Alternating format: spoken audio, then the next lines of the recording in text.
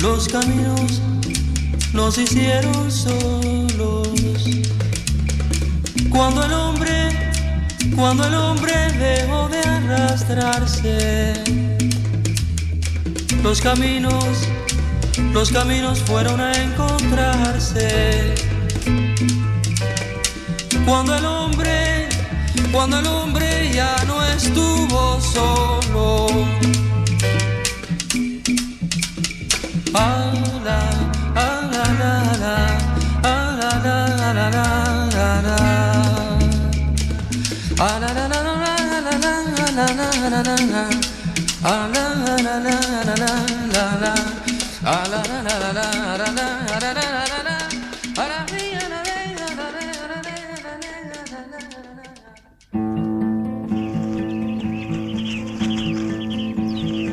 Hay caminos que conducen a una sola dirección. Ese camino lo escojo como única solución. Rompiendo montes, ciudades, cambiando el curso a los ríos, bajando hasta mi montaña, subiendo el mar a los ríos.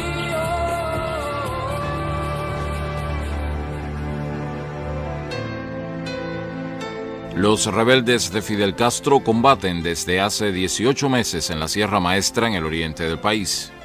En abril, fracasó una huelga general convocada por el movimiento 26 de julio y el gobierno de Batista considera llegado el momento para una gran ofensiva contra las fuerzas revolucionarias. 5 batallones son desplegados para dar el golpe definitivo en la zona del Pico Turquino, donde se ubica la comandancia rebelde. Batista espera triunfar en un plazo corto y poner fin a la oposición armada.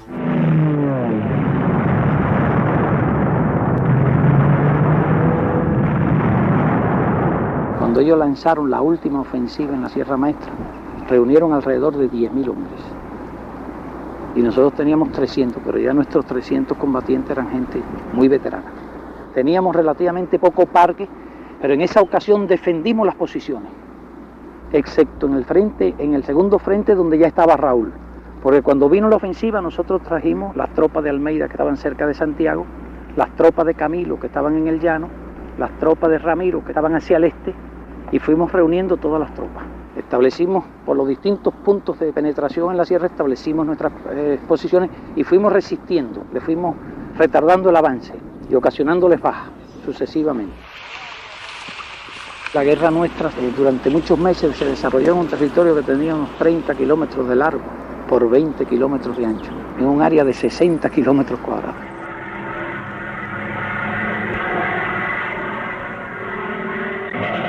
Veo la candela que empezaba a salir de las casas, el ejército quemando todas las casas que estaban a la orilla del camino, pero varias, y la aviación para acá. A poquito rato viene la aviación con estos rumbos. Entran por esa parte de ahí y empiezan a ametrallar a la casa y yo voceando a la familia que se ocultara. Entonces tiran una bomba en la esquina de la casa y a poquito rato un compañero pues me trajo el pedazo de la bomba que decía USA. Bueno, supe que eran americanos porque traía el letrero que decía USA. Oí decir de la carta que le había mandado él a Celia, explicándole lo que había. Dice, Celia, los cohetes que están tirando en casa de Mario Sariol, algún día lo van a pagar bien caro, porque cuando esta guerra termine, me juro que el destino verdadero mío va a ser otra guerra más larga con ellos, contra ellos.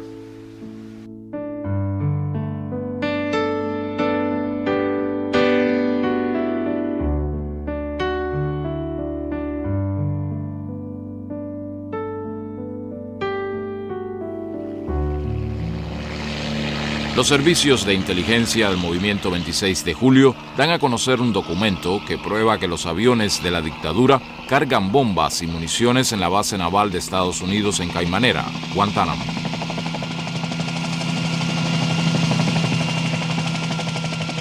Como parte de la denuncia, se inicia una riesgosa operación. El comandante Raúl Castro captura y lleva a territorio rebelde a 49 norteamericanos. marines y civiles, para que sean testigos de los daños causados a la población civil por los bombardeos de la tiranía apoyada por su gobierno. El cónsul de los Estados Unidos intercede por los ciudadanos de su país y es recibido en la zona por Raúl Castro, quien les pone la situación en todos sus detalles. Horas más tarde, cumplido el objetivo de la operación, todos los norteamericanos son liberados. Durante los días que duró la acción, los aviones no sobrevolaron el territorio. Aquí, Radio Rebelde, desde las montañas de Oriente, territorio libre de Cuba. El doctor Fidel Castro al micrófono. Califica de atentado a las normas civilizadas la retención de dos compatriotas suyos.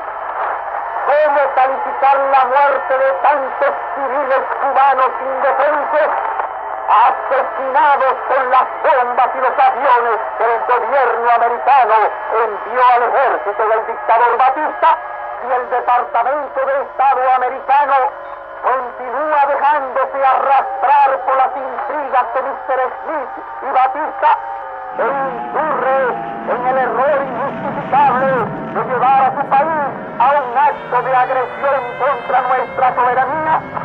Tenga la seguridad de que la sabremos defender dignamente.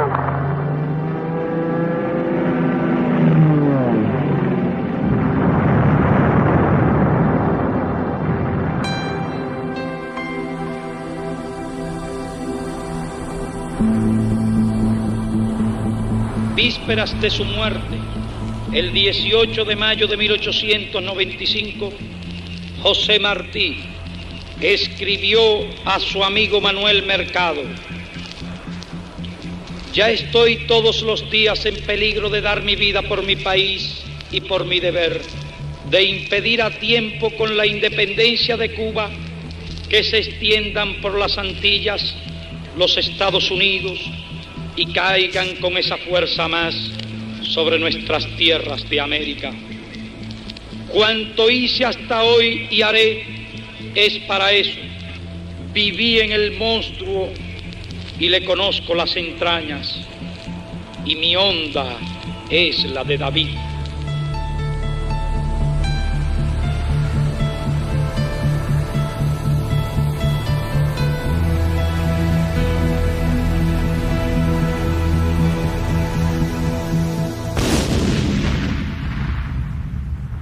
El 15 de febrero de 1898 explota sorpresivamente en el puerto habanero el acorazado estadounidense Maine, que había llegado en visita amistosa. Mueren 262 tripulantes. Otros buques de guerra estadounidenses permanecen a 6 horas de las costas, evidencia de que el presidente McKinley había decidido involucrarse en la guerra de Cuba contra España para impedir la victoria absoluta de los independentistas cubanos. La explosión del Maine indica un giro cualitativo. La guerra anticolonial se amplía a un conflicto militar interimperialista que involucra escenarios en el Caribe y Filipinas. En Nueva York, el presidente McKinley despide a las tropas de Teddy Roosevelt que marchan a la guerra en Cuba. McKinley, anexionista apasionado, ha obtenido la autorización del Congreso para hacer la guerra que reclama y expresa: la isla tiene que estar necesariamente ligada a Estados Unidos por vínculos especiales.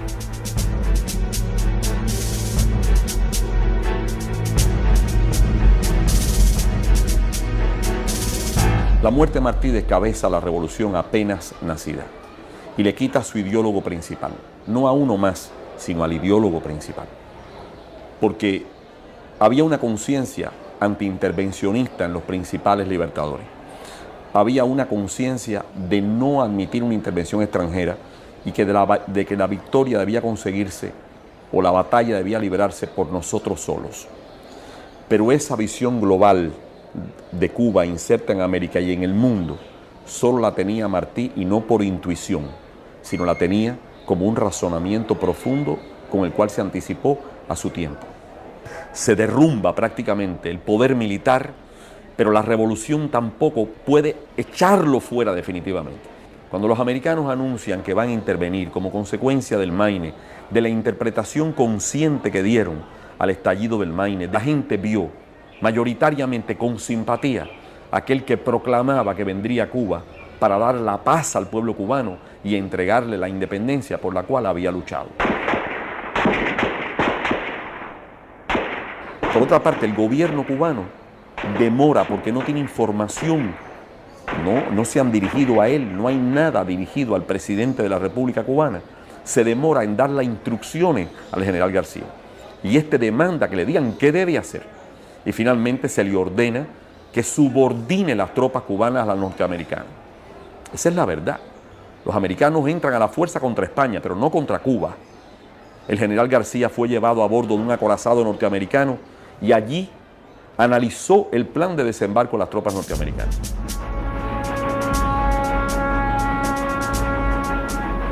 Los norteamericanos desconocen al gobierno revolucionario. Utilizan al ejército libertador como tropa que va a limpiarles el camino. Así se esfuma la ilusión de que vienen a Cuba como aliados. El espíritu de la revolución es desviado de su cauce primitivo. La intervención americana llega sin la garantía de que se hacía para cumplir todos los fines de la revolución. Es disuelto el Partido Revolucionario Cubano y licenciado el Ejército Mambí.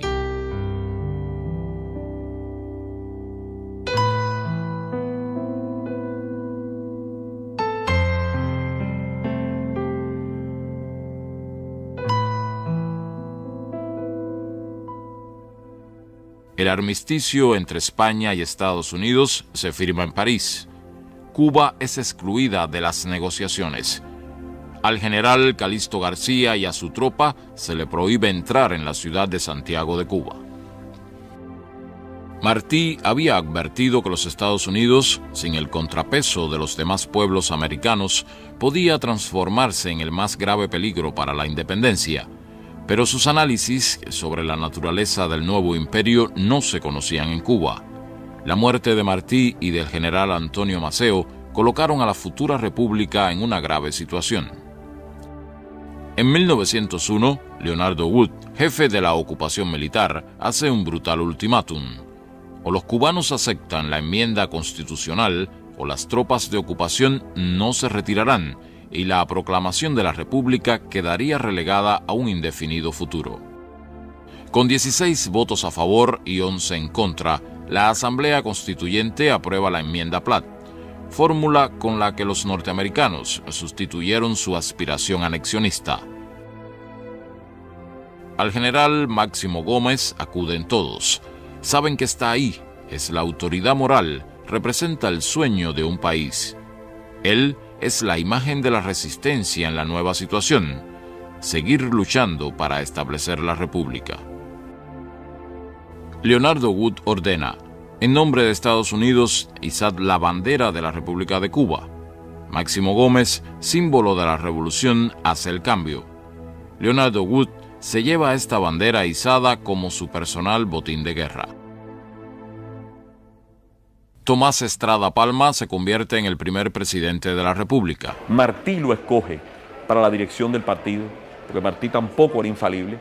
Lo que hoy sabemos, características muy tempranas de Tomás Estrada, por ejemplo, la que nunca quiso la independencia, de veras y absolutamente, van a aparecer después en una carta del propio Tomás Estrada, en que dice, yo nunca quise esa independencia absoluta que todos querían. Yo quería el bienestar para mi patria y esa protección de los Estados Unidos a la cual ingenuamente aspiraba. Entonces, en Estrada Palma, su humildad se transforma de pronto en insospechada vanidad. Su modestia real se transforma en inusitada aspiración y más tarde, convencido por sus aduladores, en el hombre providencial.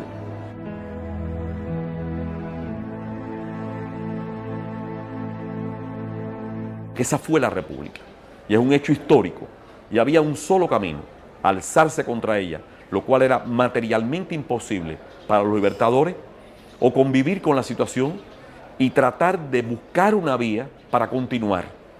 Por eso el criterio de algunos, tomemos ahora lo que nos dan esta república disminuida, con enmienda, con derecho a intervención, con república vigilada, con el procónsul aquí dando órdenes, con las propiedades distribuidas a manos norteamericanas. Las tropas norteamericanas regresan en 1906, llamadas por Estrada Palma. La reocupación militar y un gobierno provisional encabezado por un norteamericano se extienden hasta 1909. Es la última vez que se aplica de manera tan abierta y escandalosa este esquema intervencionista.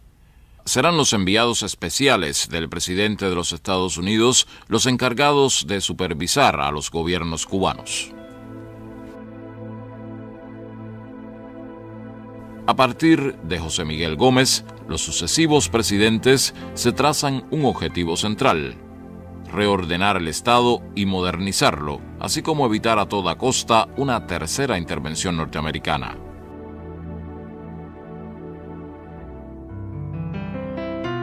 La concertación política y el auge económico que provoca la Primera Guerra Mundial favorecen el espíritu nacionalista. La Habana es el símbolo de la modernización y como trasfondo de ese florecimiento, el azúcar. Es la danza de los millones.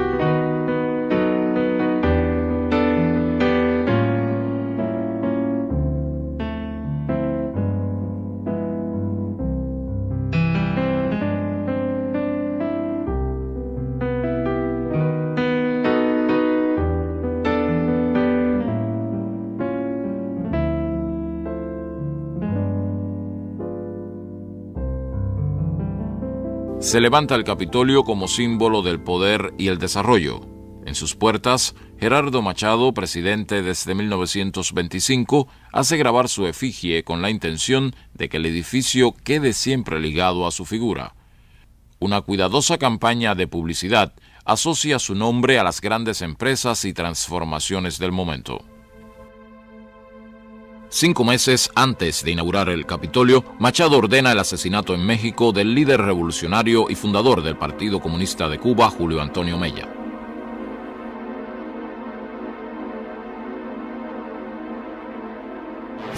Bajo la mancha de ese asesinato, jura su segundo mandato. La crisis política que abre su reelección se profundiza por días, pero él se sabe respaldado por Estados Unidos.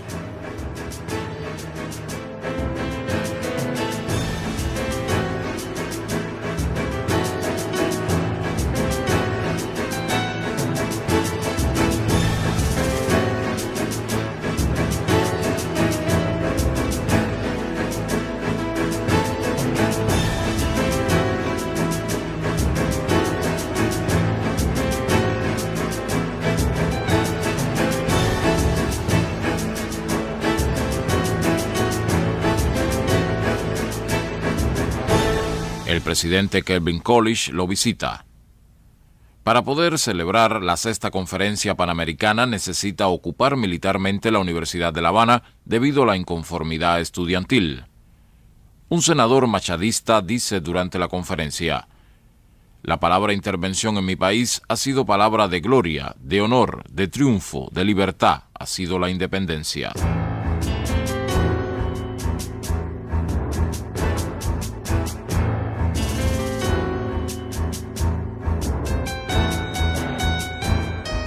En 1933, la intensidad de las protestas populares alcanza niveles sin precedentes. La crisis económica y la inquietud laboral desafían cada vez más el orden y con el estallido social se inicia la insurrección antimachadista. La mediación norteamericana llega con su enviado Benjamin Sumner Welles. Trae la misión de negociar una transacción entre Machado y parte de la oposición, pero este arreglo solo fue posible cuando Machado huye a las Bahamas.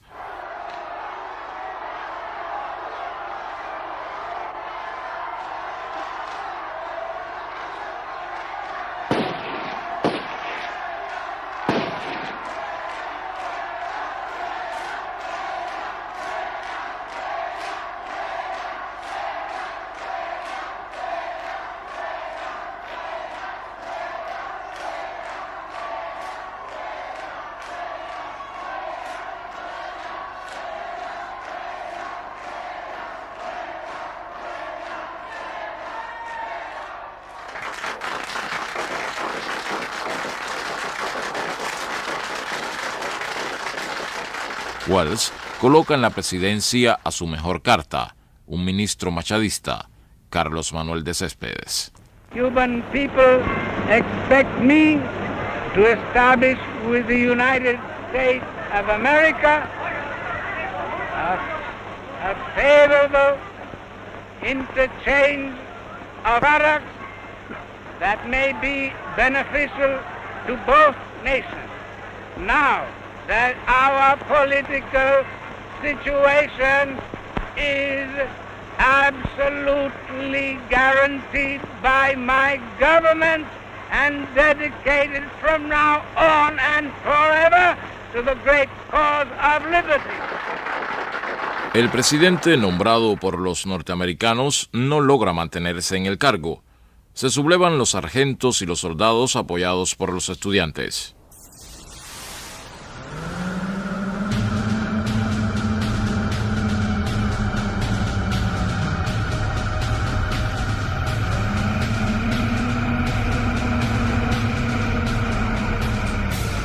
Entonces llega la pentarquía, un heterogéneo grupo de hombres con diversos intereses que tampoco logra estabilizarse en el poder ni obtiene reconocimiento internacional. Fulgencio Batista se perfila como figura clave y enfatiza el papel de los militares en medio de una situación revolucionaria con grandes contradicciones.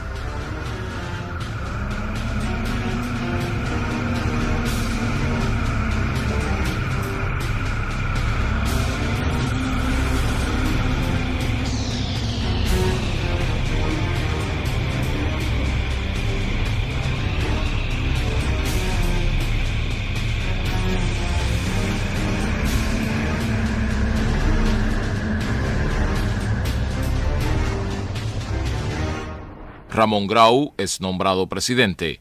Organiza con algunas figuras antimachadistas un gobierno en el que sobresalen tres tendencias: la reformista, que encabeza el propio Grau, la derechista, liderada por Batista, y la izquierda, representada por Antonio Guiteras, la figura revolucionaria más sobresaliente de la época.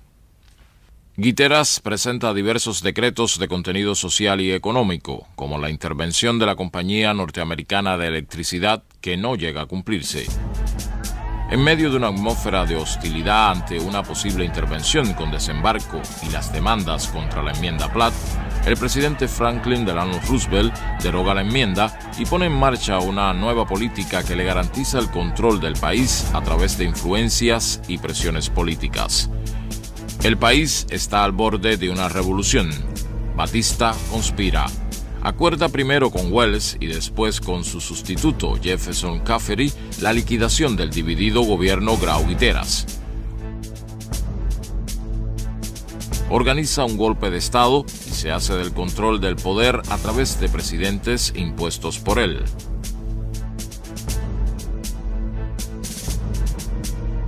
Con esta acción, Batista contribuyó a restaurar algunos aspectos del régimen neocolonial impuesto por los Estados Unidos y lo protegió de los peligros reformistas o revolucionarios que lo amenazaban.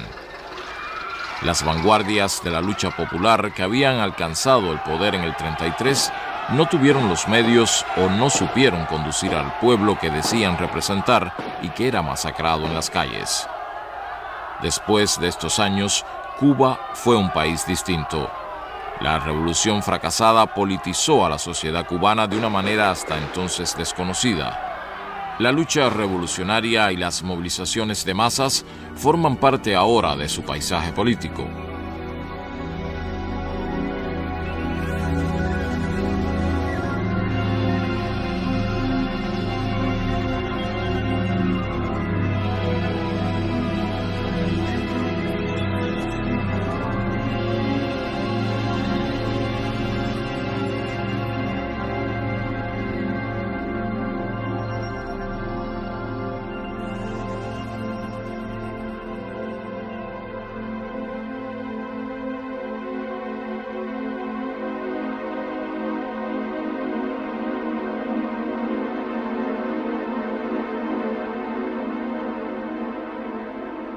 A pesar de la abrogación de la enmienda Platt en el 34, la soberanía cubana continuó limitada.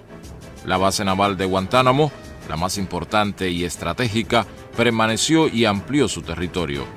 Estados Unidos renunció a la idea inicial planteada en 1903 de contar con 4 estaciones navales y la soberanía sobre la isla de Pinos. Las relaciones con Estados Unidos fueron reordenadas mediante un segundo tratado permanente de relaciones y otro de reciprocidad comercial. La presencia de las tropas norteamericanas en Cuba, concentradas en Guantánamo, expresan el doble juego de la doctrina Roosevelt: afianzar su hegemonía en el área y mantener el control sobre la política interna de Cuba.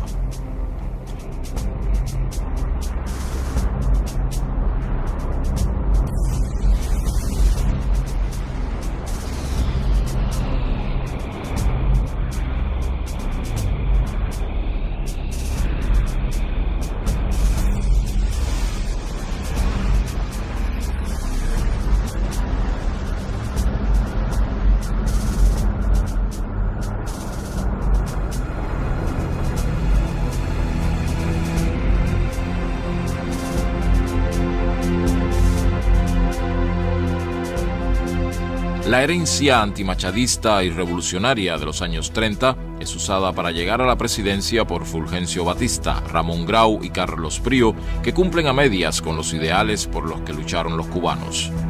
La corrupción, la violencia y el gangsterismo fueron instrumentos políticos más eficaces que los estatutos de la Constitución.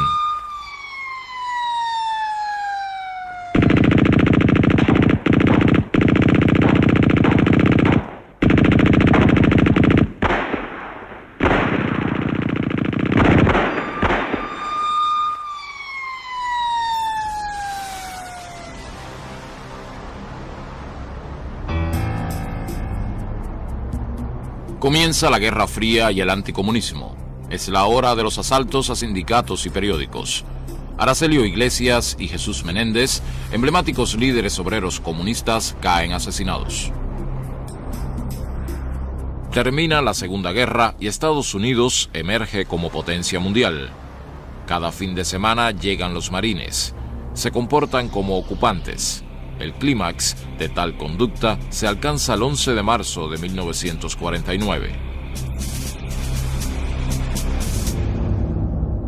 El rechazo a esta política da lugar a un antiimperialismo emocional y explosivo en la sociedad cubana, el cual gana sectores políticos y llega a convertirse en una fuerza consciente.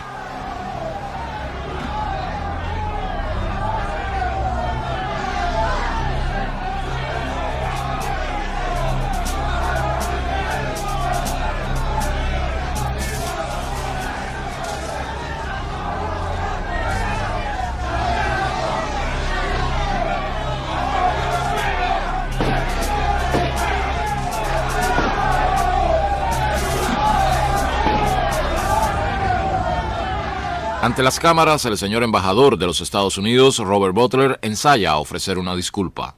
On behalf of the American people, for the incident that happened last evening at the desecration of the monument of...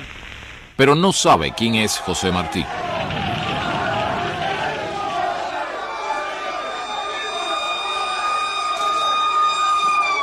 Un estudiante salvajemente golpeado en las protestas muestra las heridas. Fidel Castro, entonces dirigente de los estudiantes universitarios, es testigo y denuncia una y otra vez los hechos.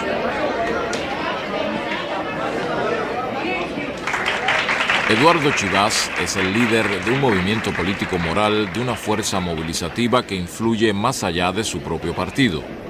A través de la radio, desata una guerra verbal contra el gobierno, acusándolo de corrupción y abuso de poder.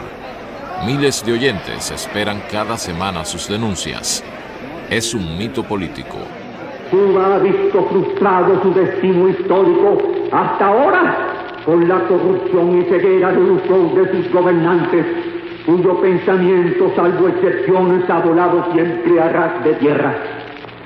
Por su posición geográfica, la riqueza de sus suelos y la inteligencia natural de sus habitantes, Cuba tiene reservado en la historia un grandioso destino, pero debe realizar un gran destino unido a la alta calidad de nuestro pueblo. Solo espera la gestión honrada y capaz de un equipo gobernante que esté a la altura de su misión histórica. Eso no puede ser la falsa oposición de Batista que alienta el regreso de los coroneles del Palma Christi y el plan de fuga. Cuba necesita despertar, pero mi aldabonazo no fue quizás lo suficiente fuerte. Seguiremos llamando a la conciencia del pueblo cubano. Atrapado en este mecanismo, no puede presentar las pruebas que prometen una de sus acusaciones y se suicida durante una de las transmisiones, provocando una conmoción política y emocional nunca vista en el país. El partido ortodoxo, ya sin Chivas, continúa su estrategia de alcanzar el poder a través de las elecciones. Independencia económica, libertad política y justicia social son los objetivos del programa. El joven Fidel Castro es uno de los candidatos a la Cámara. Batista da un golpe de Estado apoyado por el ejército. Es el 10 de marzo de 1952.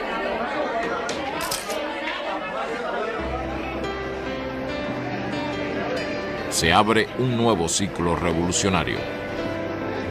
Los estudiantes vuelven a las calles para depositar simbólicamente en la fragua martiana el cadáver de la Constitución.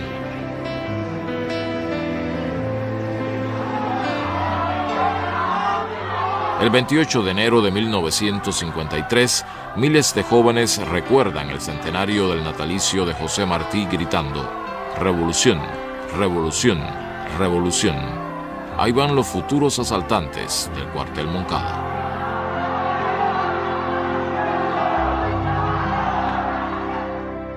En el más estricto secreto, 120 hombres y 2 mujeres llegan a Santiago de Cuba. A las 5:15 de la mañana del 26 de julio de 1953, inician el sorpresivo asalto a la fortaleza militar más importante de la segunda ciudad de Cuba. Abel Santamaría, con 21 combatientes, y Raúl Castro, con 10, ocupan el Hospital Civil y el Palacio de Justicia, ubicados en las inmediaciones del cuartel. Fidel Castro, con el grueso de los hombres, inicia el ataque que minutos después se frustra al fallar el factor sorpresa.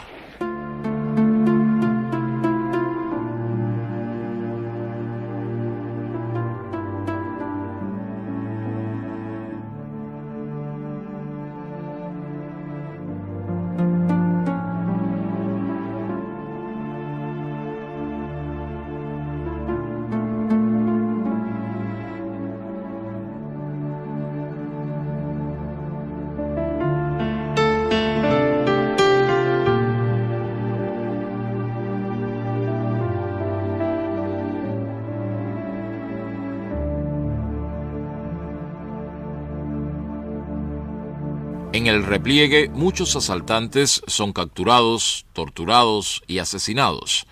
La desproporción de muertos entre soldados y revolucionarios evidencia una masacre que no puede ser ocultada a los periodistas que llegan al lugar.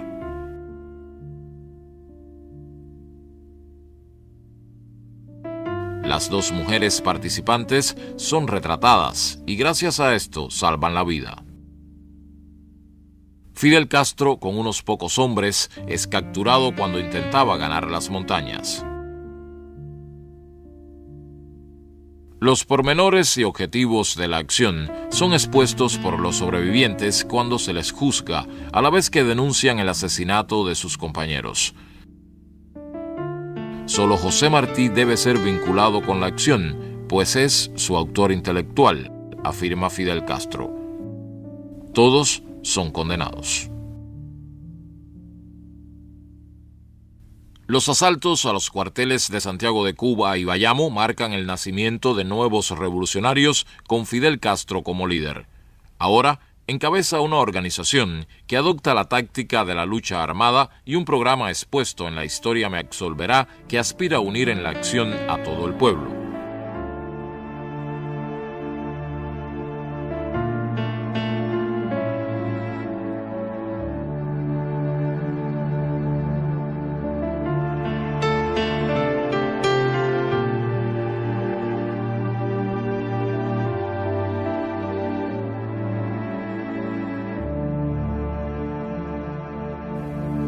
Pero ¿cómo llevar en esa dirección a las masas? ¿Cómo levantar al pueblo? ¿Cómo llevarlo al combate revolucionario y salvar el país de la postración y el retraso espantoso? Estas son las preguntas que se hacen Fidel y la dirección del 26 de julio en el año 55.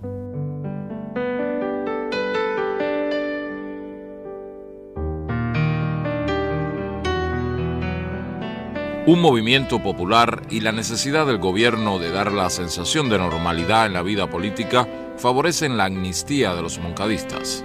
Inmediatamente, Fidel Castro reorganiza sus fuerzas y funda el movimiento 26 de julio. Claro que después del ataque al Moncada era prácticamente imposible que los que habíamos estado responsabilizados con ese hecho tuviéramos la oportunidad de organizar desde Cuba la lucha en la Sierra Maestra. Por ello se hizo necesario el Granma. Pero ya nosotros desde Isla de Pino habíamos elaborado una estrategia de lucha. Incluía su parte política para demostrar que no había ningún tipo de solución pacífica en las condiciones existentes en nuestro país, bajo la dictadura de Batista. Pero teníamos que demostrarlo ante la opinión pública, para dejar bien sentado que si se iba a producir una guerra, no era por deseo de los revolucionarios, sino por una necesidad inevitable que imponían las condiciones políticas existentes en Cuba. Y en este sentido había mucho la influencia martiana. Tú sabes los enormes esfuerzos que él hizo para demostrar que la única salida que había para la independencia de Cuba era la lucha armada frente a las corrientes reformistas y las corrientes autonomistas. Vinimos a organizar a los cubanos, vinimos a realizar una obra que ya nos enseñó el apóstol en el 95. Venimos para hacer entre muchos la obra aquella que solo pudo hacer un gigante. Venimos a hablarle a la inmigración cubana de Nueva York y de Estados Unidos, porque está ocurriendo en Cuba exactamente igual, y habría que estar ciego para no verlo. Está ocurriendo exactamente igual que en el 68 y en el 95.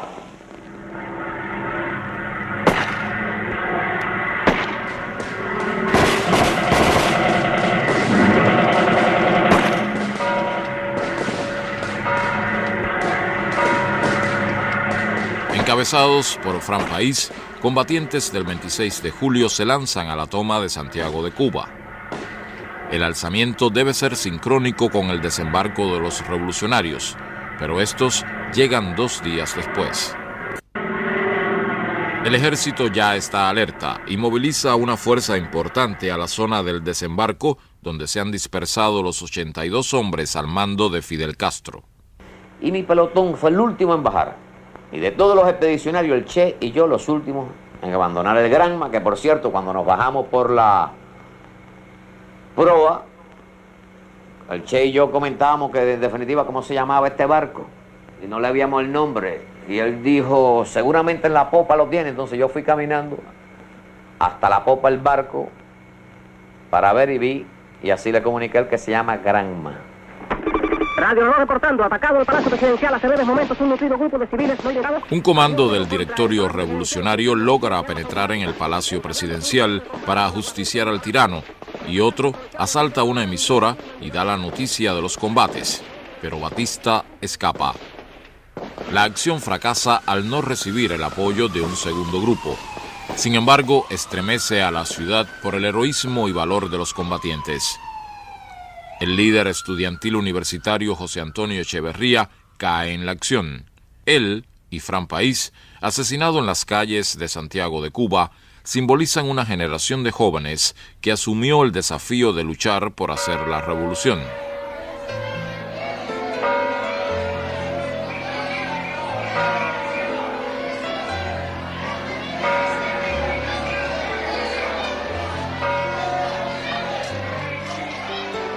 El embajador Smith es sorprendido por las mujeres santiagueras. Cuando llega de visita al ayuntamiento, le piden que su gobierno no ayude más a la dictadura, que los asesinos se vayan de la ciudad y que cesen de matar a sus hijos.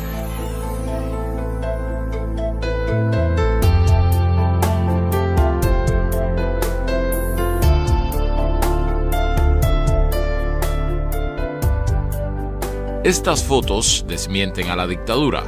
Una elemental camarita llevada por Fran País cumple el objetivo. La entrevista realizada por Herbert Matthew en la Sierra Maestra es noticia de primera plana y por 3 días se dan detalles de la lucha de los rebeldes. Contrary to rumors from the capital, we both seem to be here in the Sierra Maestra, and not only in the Sierra Maestra, but on top of Pico Turquino, the highest point in Cuba. Fidel, I believe you're here. Yes. I am going to tell you what happened. Batista does not want to admit that he is incapable of defeating us. He hopes to obtain by liar that which he cannot get by force of arms. Sometimes he said that I am dead. Another time he says that there is no ball in Sierra Maestra. But he won't let anyone to come here to Sierra Maestra. And when the soldiers are killed in battle, he says that they were died in accidents. Have been a great deal of accidents here in Sierra Maestra last month. But never mind, because as Herbert Matthew, the reporter of the New York Times, said, truth will always be known with or without censorship, because there are always be brave reporters like you two that are willing to risk your life for seeking it out. I'd like to ask you, what did you seek to accomplish in coming here, and what do you feel that you are accomplishing by being here in these remote mountains? In first place, we have struck the spark of the revolution, Cuban Revolution. We have demonstrated that the tyranny is incapable to defeat us to fight for liberty.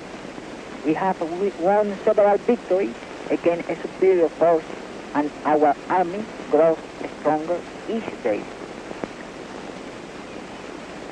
As you have seen here during the march, there are thousands of men who would gladly join us, but at this time we cannot accept most of them because we lack arms. But we hope to get that arms from Batista's soldiers themselves. This is only the beginning. The last battle will be fought in the capital. You can be sure. A medida que íbamos ocupando armas, cuando se iban sucediendo los combates, íbamos aumentando el número de hombres. Eso nos dio un potencial en parque y en armas muy grande y fue un viraje, y prácticamente con 800 hombres se inició la invasión de todo el país. El total de hombres sobre las armas de Batista eran aproximadamente de 70 a 80 mil.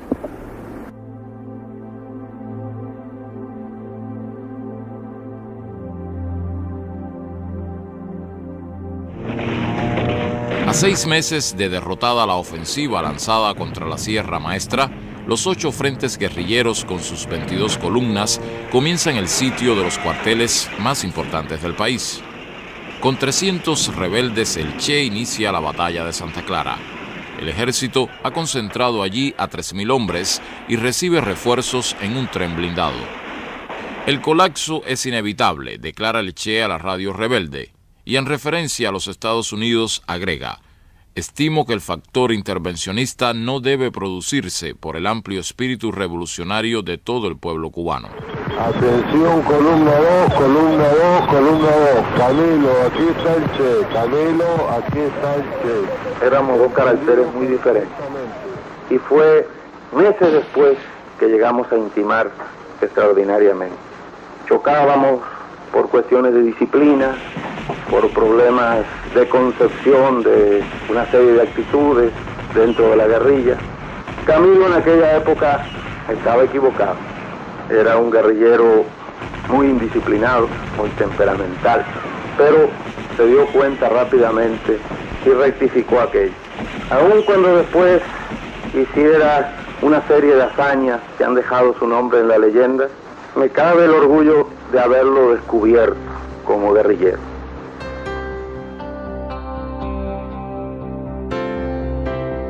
¡Atención! ¡Última hora! ¡Gran victoria de la columna 8 de la Trilla! ¡Ocupadas más de 400 armas largas! El general Eulogio Cantillo solicita entrevistarse con Fidel Castro para poner fin a las hostilidades. La reunión se produce a las 8 de la mañana. Cantillo dice representar a un grupo de militares dispuestos a deponer las armas y promover una sublevación que apoye la toma de Santiago de Cuba. Fidel puntualiza que no aceptará ningún movimiento acordado previamente con Batista que permita su fuga. 48 horas después, Cantillo pone en marcha un golpe de Estado que facilita la huida de Batista. La maniobra, que se realiza con la complicidad del embajador Smith, intenta frustrar el triunfo revolucionario.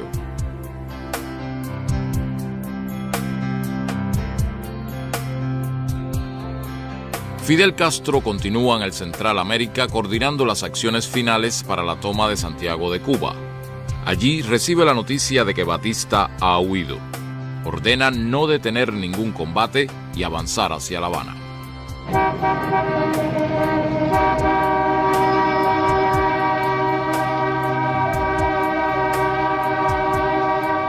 Desde Palma Soriano se llama a una huelga general a todo el pueblo para apoyar al ejército rebelde.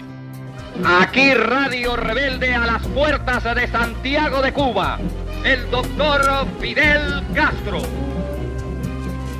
Al parecer, se ha producido un golpe de Estado en la capital. Las condiciones en que ese golpe se produjo son ignoradas por el ejército rebelde. La dictadura se ha derrumbado, pero eso no quiere decir que sea ya el triunfo de la revolución. Revolución sí, golpe militar no, golpe de Estado de acuerdo con Batista no, escamotearle al pueblo la victoria no. La traición del general Cantillo precipita los acontecimientos. Las tropas rebeldes cierran el cerco a Santiago de Cuba. A pocos kilómetros de allí, Fidel recibe al coronel Rego Rubido y le expone la situación.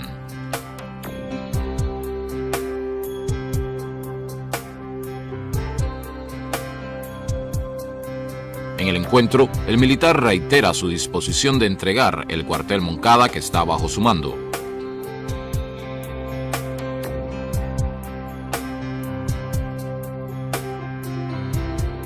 El comandante Raúl Castro informa a soldados y oficiales del ejército el acuerdo de rendición. El cuartel Moncada es tomado sin un disparo después de 25 meses de guerra.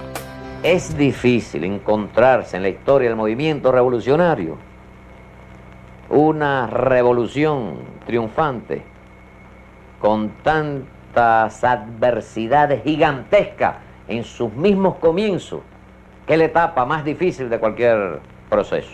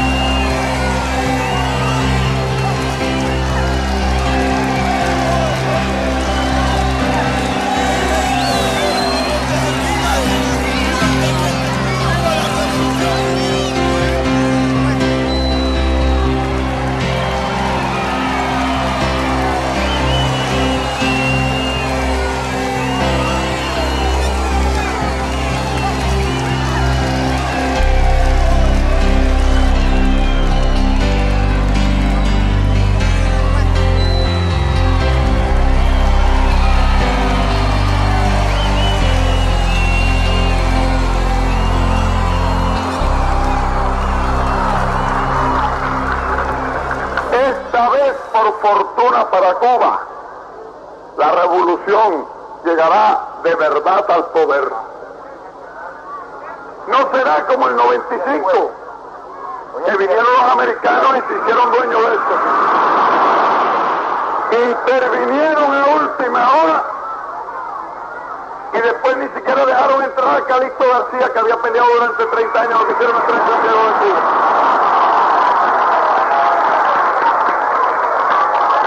No será como en el 33, que cuando el pueblo empezó a creer que una revolución se estaba haciendo, vino el señor Batista, traicionó la revolución, se apoderó del poder e instauró una dictadura por 11 años. No será como en el 44, año en que las multitudes se enardecieron creyendo que al fin el pueblo había llegado al poder, y los que llegaron al poder fueron los ladrones.